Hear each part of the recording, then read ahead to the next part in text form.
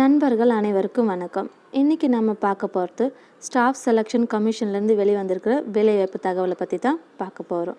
இந்த வேலைவாய்ப்பு தகவலை பற்றின முழுமையான தகவலை தெரிஞ்சுக்க இந்த வீடியோவை ஸ்கிப் பண்ணாமல் பாருங்கள்.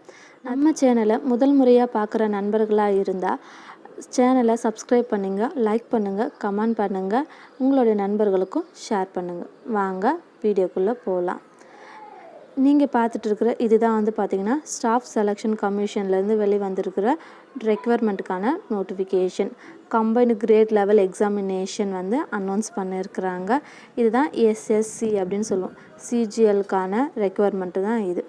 இதுக்கான டேட்ஸ் அப்படின்னு பார்த்திங்கன்னா 29/12/2020 31 January 2021 பார்த்திங்கன்னா அப்ளிகேஷனுக்கு அப்ளை பண்ணலாம். இது ஆன்லைனில் மட்டும்தான் நம்மளால் அப்ளை பண்ண முடியும். லாஸ்ட் டேட் அப்படின்னு பார்த்திங்கன்னா 31 January 2021 அப்படின்னு சொல்லிக்கிறாங்க. அதே போல் பார்த்திங்கன்னா எக்ஸாம் எந்த ஷெட்யூலில் நடக்கலாம் அப்படின்னு பார்த்திங்கன்னா டயர் 1 29/5/2021 to 7/6/2021 இந்த பீரியடுக்குள்ளே பார்த்திங்கன்னா டயர் 1 எக்ஸாம் நடக்கும் அப்படின்னு சொல்லிக்கிறாங்க. டயர் 2 பார்த்திங்கன்னா லேட்டர் பீரியட்ஸில் அனௌன்ஸ் பண்ணுவோம் அப்படின்னு சொல்லியிருக்கிறாங்க. இதில் பார்க்க போகிற ரெக்குவயர்மெண்ட் அப்படின்னு பார்த்திங்கன்னா group B and group C போஸ்டிங்க்கான ரெக்குவயர்மெண்ட்டு தான் நம்ம இப்போ பார்க்க போகிறோம். பேன்னு பார்த்திங்கன்னா பே லெவல் 8 இதில் பார்த்திங்கன்னா சேல்ரி 47,600 1,51,100 ரூபாய் வரைக்கும் கிடைக்கும். ஃபஸ்ட்டு பார்த்திங்கன்னா name of the post, ministry, department, office, cadet இதெல்லாம் கொடுத்துட்டாங்க. தேர்ட் ஒன் அப்படின்னு பார்த்திங்கன்னா கிளாஸிஃபிகேஷன் ஆஃப் போஸ்ட், அதாவது குரூப் பியில் வருதா, குரூப் சியில் வருதா, கெசடா, நான் கெசடா அப்படின்றத எக்ஸ்பிளைன் பண்ணுவாங்க. நெக்ஸ்ட் ஃபிசிக்கலி சேலஞ்சு பர்சனாக இருந்தால் எதெல்லாம் இந்த எக்ஸாமுக்கு அலோவபிள் அப்படின்னு சொல்லிக்கிறாங்க. ஏஜ் லிமிட் கடைசியாக கொடுத்துருக்குறாங்க. ஒவ்வொன்றத்தை பற்றியும் தனித்தனியாக நோட்டிஃபிகேஷனில் கிளியராக கொடுத்துருக்குறாங்க. ஃபஸ்ட் அசிஸ்டண்ட் ஆடிட் ஆஃபீஸர் அப்படின்னு பார்த்திங்கன்னா குரூப் பி கெசட்டில் வரும் போஸ்டிங்கு, நான் மினிஸ்டர் லெவலில் வரும். இது ஏஜ் லிமிட் பார்த்திங்கன்னா 30 years அப்படின்னு கொடுத்துருக்குறாங்க. Assistant accountant officer Indian adult account department அப்படின்னு கொடுத்துருக்குறாங்க. இதுவும் குரூப் பி கெசட்டில் வரும். ஏஜ் லிமிட் இதுவும் 30 தான். செகண்ட் பார்த்திங்கன்னா பே லெவல் 7லேயும் இது போல் நிறைய டிபார்ட்மெண்ட்ஸ் இருக்குது. பே லெவல் 7ல் 44,900 ரூபாயிலிருந்து 1,42,400 ரூபாய் வரைக்கும் கிடைக்கும். நேம் ஆஃப் த போஸ்ட் அப்படின்னு பார்த்திங்கன்னா assistant section officer central secretariat சர்வீஸில் குரூப் பியில் கிடைக்கும். ஏஜ் லிமிட் பார்த்திங்கன்னா 20லேருந்து 30க்குள்ளே இருக்கணும்னு சொல்லிக்கிறாங்க. அதே போல் அசிஸ்டன்ட் செக்ஷன் ஆஃபீஸரில் இன்டெலிஜென்ஸ் பீரோவில் பார்த்திங்கனாலும் அதே தான். ஏஜ் லிமிட் பார்த்திங்கன்னா 30 அப்படின்னு சொல்லியிருக்கிறாங்க. அசிஸ்டன்ட் செக்ஷன் ஆஃபீஸர் அப்படின்னு பார்த்திங்கன்னா மினிஸ்ட்ரி ஆஃப் ரயில்வேல குரூப் பியில் இதுக்கு ஏஜ் லிமிட் 20 to 30 years இருக்கணும்னு சொல்லியிருக்காங்க. Assistant section officer ministry of external affairs இதுவும் குரூப் பியில் தான் வரும். 20லேருந்து 30 years இருக்கணும் ஏஜ் லிமிட் சொல்லியிருக்கிறாங்க. அடுத்து assistant section officer AFHQ group பியில் சொல்லியிருக்கிறாங்க. 20 to 30 years தான் இருக்கும். இதே போல் நிறைய கொடுத்துருக்குறாங்க. நெக்ஸ்ட் பார்த்திங்கன்னா இன்ஸ்பெக்டர் ஆஃப் இன்கம் டேக்ஸ் சிபிடிடியில் குரூப் சியில் வரும் இது. இதுக்கு பார்த்திங்கன்னா ஏஜ் லிமிட் 30 கொடுத்துருக்குறாங்க. அடுத்து இன்ஸ்பெக்டர் அப்படின்னு பார்த்திங்கன்னா சென்ட்ரல் எக்ஸைஸில் சிபிஐசியில் குரூப் பியில் வரும். இது பார்த்திங்கன்னா இதுக்கும் 30 years அப்படின்னு கொடுத்துருக்குறாங்க. Assistant enforcement officer department of ரெவென்யூவில் குரூப் பியில் பார்த்திங்கன்னா 30 years அப்படின்னு கொடுத்துருக்குறாங்க. அப்புறம் sub inspector central bureau of investigation group பிலையும் வேக்கன்சி இருக்குது. ஏஜ் லிமிட் 20 to 30 அப்படின்னு சொல்கிறாங்க. அடுத்து பார்த்திங்கன்னா inspector central bureau of narcotics இதுவும் குரூப் பியில் வரும். ஏஜ் லிமிட் 30 years இருக்கணும். அடுத்து பார்த்திங்கன்னா பே லெவல் 6ல் 35,400லேருந்து 1,12,400 வரைக்கும் நமக்கு சேல்ரி கிடைக்கும். இதுலேயும் இது போல் நிறைய வேக்கன்சிஸ் இருக்குது. கொஞ்சம் இம்பார்ட்டன்ஸ் மட்டும் நான் சொல்லிட்டு வரேன். டிவிஷனல் அக்கௌண்டன்ட் இதுலேயும் நிறைய வேக்கன்சிஸ் இருக்குது. சிலது மட்டும் சொல்லிட்டு வரேன். நோட்டிஃபிகேஷனில் நீங்கள் தரவாக செக் பண்ணிக்கலாம். டிவிஷனல் அக்கௌண்டன்ட் அப்படின்னு பார்த்தீங்கன்னா ஆஃபீஸ் அண்டரில் வரும். இதுக்கும் ஏஜ் லிமிட் 30. மேக்ஸிமம் வந்து பார்த்திங்கன்னா பெரும்பாலான போஸ்டிங்க்கு ஏஜ் லிமிட் 30 இல்லைனா 32 தான் இருக்கும். Junior statistical officer, static programmer implementation group பியில் வரும். இதுக்கு வந்து பார்த்திங்கன்னா ஏஜ் லிமிட் வந்து 32 இருக்கணும் அப்படின்னு சொல்கிறாங்க. அடுத்து பே லெவல் 5 29,200லேருந்து 92,300 வரைக்கும் கிடைக்கும். ஆடிட்டரு, அக்கௌண்டன்ட்டு, ஜூனியர் அக்கௌண்டன்ட்டு இது எல்லாம் வந்து பார்த்திங்கன்னா பே லெவல் 5ல் கிடைக்கும். இதுக்கான ஏஜ் லிமிட் அப்படின்னு பார்த்திங்கன்னா ஆடிட்டருக்கு எல்லாமே 18லேருந்து 27 வயசுக்குள்ளே இருக்கணும். அக்கௌண்டண்ட்டுக்கும் அதே போல் 18லேருந்து 27 வயசு இருக்கணும். ஜூனியர் அக்கௌண்டண்ட்டுக்கும் அதே தான். பே லெவல் 4 அப்படின்னு பார்த்தீங்கன்னா 25,500லேருந்து 81,100 கிடைக்கும். ஸோ இதில் வந்து என்னென்ன இருக்குது அப்படின்னு பார்த்தீங்கன்னா senior secretariat assistant, upper division clerk, tax assistant, sub inspector இதெல்லாம் இருக்குது. இதில் சீனியர் செக்ரட்டரி அசிஸ்டண்ட் வந்து பார்த்திங்கன்னா மினிஸ்டர் அதர் தென் சிஎஸ் கேடட்டில் கொடுக்குறாங்க. ஏஜ் லிமிட் 18லேருந்து 27. டேக்ஸ் அசிஸ்டண்ட் வந்து பார்த்திங்கன்னா சிபிடிடிலையும் இருக்குது, சிபிஐசிலையும் இருக்குது, குரூப் சியில் இருக்குது. இது ரெண்டுமே. இதுக்கும் 18லேருந்து 27 வரைக்கும் ஏஜ் லிமிட் சொல்லுவாங்க. சப் இன்ஸ்பெக்டர் பார்த்திங்கன்னா சென்ட்ரல் பியூரோ ஆஃப் நார்கோட்டிக்ஸில் குரூப் சியில் 18லேருந்து 27 வரைக்கும் ஏஜ் லிமிட் சொல்லியிருக்கிறாங்க. அதுக்கடுத்து பார்த்திங்கன்னா இந்த ஃபிசிக்கலி சேலஞ்சு பர்சன் இருக்கிறாங்களே அவங்களுக்கு எதெல்லாம் வந்து பார்த்திங்கன்னா அலோவபிள் அப்படின்னு கொடுத்துருக்காங்க. டிசபிலிட்டி அலோடு இந்த post of assistant section officer central secretariat service அப்படின்னு அவங்க டீட்டெயிலாக கொடுத்துருக்குறாங்க. ஸோ இதில் எதெல்லாம் பார்த்திங்கன்னா பிளைண்ட்னஸ்ஸு, லோ விஷன்னு, deaf and hard hearing, so இது போல் நிறைய வந்து பார்த்திங்கன்னா கொடுத்துருக்குறாங்க. இது எல்லாமே நம்ம நோட்டிஃபிகேஷனில் தெளிவாக கொடுத்துட்ருக்குறாங்க, செக் பண்ணிக்கலாம். அடுத்து வந்து பார்த்திங்கன்னா vacancies and reservation. So vacancies அப்படின்னு பார்த்திங்கன்னா டென்டேட்டிவ் வேக்கன்சிஸ் அப்படின்னு பார்த்திங்கன்னா 6,506 வேக்கன்ட்டு சொல்லியிருக்கிறாங்க. இதில் வந்து பார்த்திங்கன்னா குரூப் பி கெசட்டில் வந்து 250, குரூப் பி நான் கெசட்டில் வந்து பார்த்திங்கன்னா 3,513, குரூப் சியில் 2,743 வேக்கன்சிஸ் இருக்கிறதா சொல்லியிருக்கிறாங்க. ஏஜ் ரிலாக்ஸேஷன் அப்படின்னு பார்த்திங்கன்னா எஸ்சி எஸ்டியாக இருந்தால் 5 இயர்ஸ், ஓபிசியாக இருந்தால் 3 இயர்ஸ், பிடபிள்யூடி அன்ரிசர்வ்டாக இருந்தால் 10 இயர்ஸு, பிடபிள்யூடியில் ஓபிசியாக இருந்தால் 13 இயர்ஸ், பிடபிள்யூடி எஸ்சி எஸ்டியாக இருந்தால் 15 இயர்ஸ் அப்படின்னு சொல்கிறாங்க. ஸோ எக்ஸ் சர்வீஸ் மேனுக்கும் வந்து பார்த்திங்கன்னா 3 இயர்ஸ் கொடுத்துருக்குறாங்க. அதுபோல் ஒவ்வொன்றுத்துக்கும் வந்து பார்த்திங்கன்னா ஏஜ் ரிலாக்ஸேஷன் அந்த குரூப் பி குரூப் சி அது வாய்ஸ் வந்து பார்த்திங்கன்னா எல்லாருக்குமே கொடுத்துருக்குறாங்க. நம்ம பார்க்க போகிறது எசென்சியல் எஜுகேஷன் குவாலிஃபிகேஷன் பார்க்க போகிறோம். Assistant audit officer, assistant accountant officer அப்படின்னு பார்த்திங்கன்னா எசென்ஷியலாக அவங்க வந்து ஒரு பேச்சுலர் டிகிரி முடிச்சிருக்கணும். டிசைரபிள் குவாலிஃபிகேஷனில் பார்த்திங்கன்னா சார்ட்டர்டு அக்கௌண்டன்ட்டு, இல்லைனா cost and management accountant, company secretary, so இது போல் வந்து பார்த்திங்கன்னா முடிச்சுக்கணும். இல்லைனா master in commerce, master in business studies, so இது போல் எதுனா ஒன்று நம்ம முடிச்சிருக்கணும் அப்படின்னு சொல்லியிருக்கிறாங்க.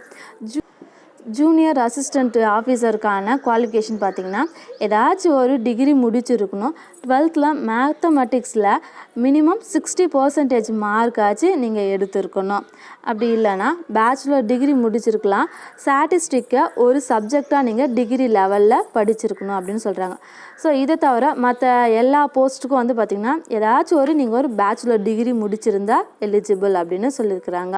ஸோ இதில் வந்து பார்த்திங்கன்னா மற்ற டீட்டெயில்ஸ் எல்லாமே தெளிவாக கொடுத்துருக்குறாங்க. இதுக்கு நீங்கள் எப்படி அப்ளை பண்ணணும் அப்படின்னு பார்த்தீங்கன்னா ஒரு லிங்க் ஒன்று கொடுத்துருக்காங்க, ssc.nic.in. இந்த லிங்க்கில் போய்ட்டு நீங்கள் இந்த ரெக்குவயர்மெண்ட்டுக்கு அப்ளை பண்ணிக்கலாம். ஸோ இது வந்து பார்த்திங்கன்னா ஃபஸ்ட்டு ரிஜிஸ்ட்ரேஷன் கம்ப்ளீட் பண்ணிவிட்டு அதுக்கப்புறம் தான் உங்களுடைய டாக்குமெண்ட்ஸ் எல்லாமே நீங்கள் அப்லோட் பண்ணுற மாதிரி இருக்கும்.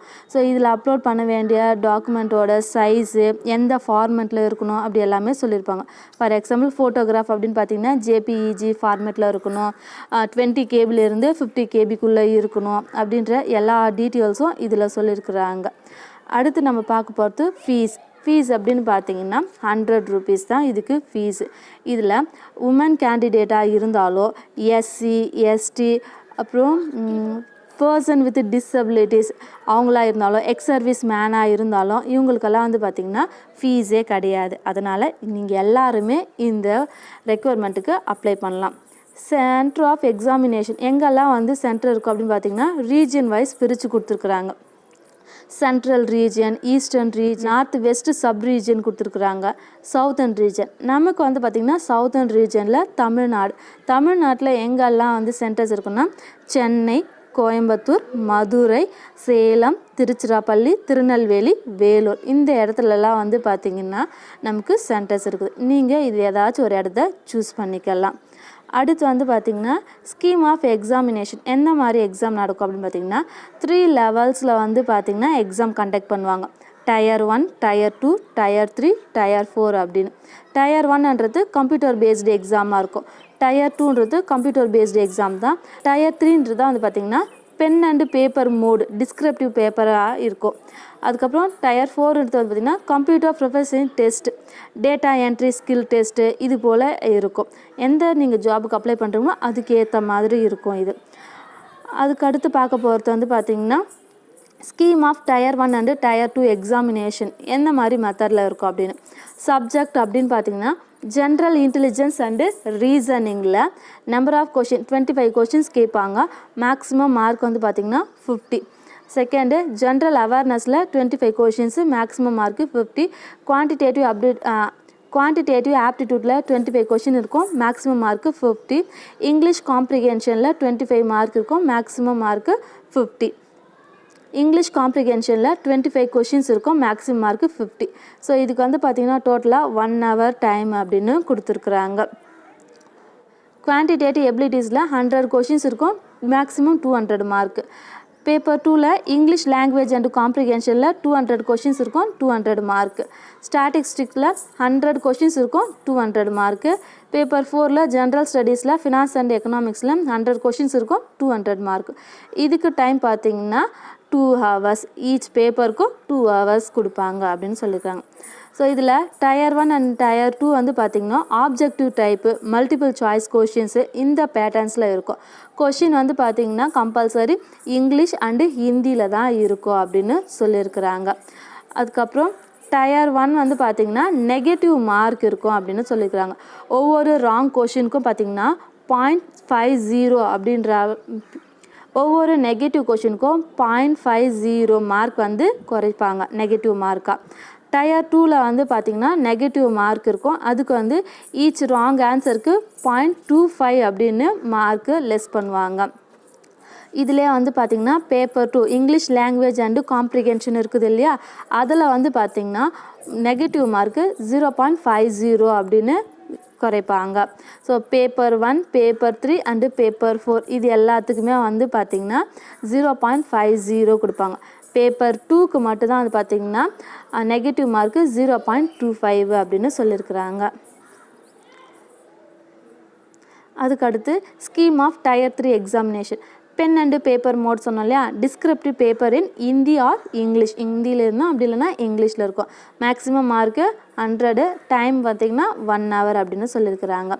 பேப்பர் 3 வந்து பார்த்திங்கன்னா ரிட்டன் ஏதாச்சும் ஒன்றுல ஹிந்தி அப்படி இல்லைனா இங்கிலீஷில் தான் நீங்கள் எழுத வேண்டியதாக இருக்கும் அப்படின்னு சொல்கிறாங்க.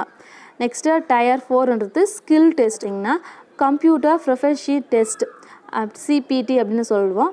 அதுக்கடுத்து data entry speed test, DEST இது வந்து கண்டக்ட் பண்ணுவாங்க. அதுக்கடுத்து பார்த்திங்கன்னா இது எல்லாமே வந்து பார்த்திங்கன்னா சிலபஸ் கொடுத்துருக்குறாங்க. ஸோ ஒவ்வொரு பேப்பருக்கும் என்னென்ன சிலபஸ் அப்படின்றதையும் இதில் தெளிவாக கொடுத்துருக்குறாங்க, அதையும் பார்த்துக்கலாம். நெக்ஸ்ட்டு அடுத்து பார்க்க போகிறது மோட் ஆஃப் செலெக்ஷன். என்ன மாதிரி செலெக்ஷன் ப்ராசஸ் நடக்கும் அப்படின்னு பார்த்திங்கன்னா minimum qualifying mark in Tier 1 each paper of Tier 2 and Tier 3. Tier 1, Tier 2, Tier 3 இது மூணுத்துலேயும் வந்து பார்த்திங்கன்னா எவ்வளோ மினிமம் மார்க் எடுத்தால் குவாலிஃபைடுனா யூஆர் கேட்டகரிக்கு 30% மார்க் எடுக்கணும். OBC, EWS அப்படின்னு பார்த்திங்கன்னா 25% மார்க் இருக்கணும். அதர்ஸ் வந்து 20% மார்க் எடுத்துருக்கணும் அப்படின்னு சொல்கிறாங்க. Procedure for filling online application அப்படின்னு பார்த்திங்கன்னா ஃபஸ்ட்டு 1 டைம் ரிஜிஸ்ட்ரேஷன் கம்ப்ளீட் பண்ணியிருக்கணும். அதுக்கப்புறம் செகண்ட் ஸ்டெப்பில் தான் பார்த்திங்கன்னா உங்களுடைய அப்ளிகேஷனுக்கு எக்ஸாமினேஷனுக்கான அப்ளிகேஷனை நீங்கள் ஃபில் பண்ண வேண்டியதாக இருக்கும். கேர்ஃபுல்லாக ஃபில் பண்ணணும். ஒரு தடவை நீங்கள் ரிஜிஸ்டர் பண்ணிட்டீங்கன்னா அதை மாற்ற முடியாது அப்படின்னு சொல்லிக்கிறாங்க. ஸோ இதில் எதெல்லாம் வந்து 1 டைம் கொடுத்துட்டு மாற்ற முடியாது அப்படின்னு பார்த்திங்கன்னா மொபைல் நம்பரு, அப்புறம் இமெயில் ஐடி, ஆதார் நம்பரு, இதெல்லாம். ஆதார் நம்பர் இல்லை அப்படின்னா voter ID, PAN card, passport, driving licence ஏதாச்சும் ஒரு ஒரிஜினல் இருந்துச்சுன்னா அதில் இருக்கிற நம்பர்ஸை நீங்கள் கொடுத்துக்கலாம். அதே போல் 10th சர்டிஃபிகேட்ஸில் நீங்கள் என்ன மாதிரி இன்ஃபர்மேஷன்ஸ் இருக்குதோ அதே போல் தான் நீங்கள் என்ட்ரு பண்ணணும் அப்படின்னு சொல்லியிருக்காங்க. இல்லை ஒன் டைம் ரிஜிஸ்ட்ரேஷன்ஸில் நீங்கள் கம்ப்ளீட் பண்ணிட்ட பிறகு தான் உங்களுடைய டாக்குமெண்ட்ஸ் எல்லாத்தையும் அப்லோட் பண்ண வேண்டிய செகண்ட் எக்ஸாமினேஷன் அப்ளிகேஷன் வந்து ஓப்பன் ஆகும். ஸோ இதில் வந்து பார்த்திங்கன்னா எப்படியெல்லாம் ஒன் டைம் ரிஜிஸ்ட்ரேஷன் ஃபில் பண்ணணும் அப்படின்ற ஸ்க்ரீன்ஷாட் கூட இந்த நோட்டிஃபிகேஷனில் கொடுத்துருக்குறாங்க. ஸோ இந்த எக்ஸாமுக்கு நீங்களே வந்து பார்த்திங்கன்னா சீக்கிரமாக எந்த அளவுக்கு சீக்கிரமாக முடியுமோ அந்த அளவுக்கு சீக்கிரமாக நீங்கள் அப்ளை பண்ணிவிடுங்க. ஏன்னா போன தடவை வந்து பார்த்திங்கன்னா லாஸ்ட் டைமில் வந்து அப்ளை பண்ணும்போது சர்வர் பிஸி அப்படின்ற ப்ராப்ளம்லாம் வந்து கடைசியில் அந்த டைம் எல்லாம் எக்ஸ்டெண்ட் பண்ணாங்க. அது போலலாம் இல்லாமல் இந்த தடவை நீங்கள் சீக்கிரமே அப்ளை பண்ணிவிடுங்க. இதுபோல் பல்வேறு வேலைவாய்ப்பு தகவலை பற்றி தெரிஞ்சுக்கொள்ள என்றென்றும் இணைந்திருங்கள் SIS அஃபிஷியல் யூடியூப் சேனல். நன்றி, வணக்கம்.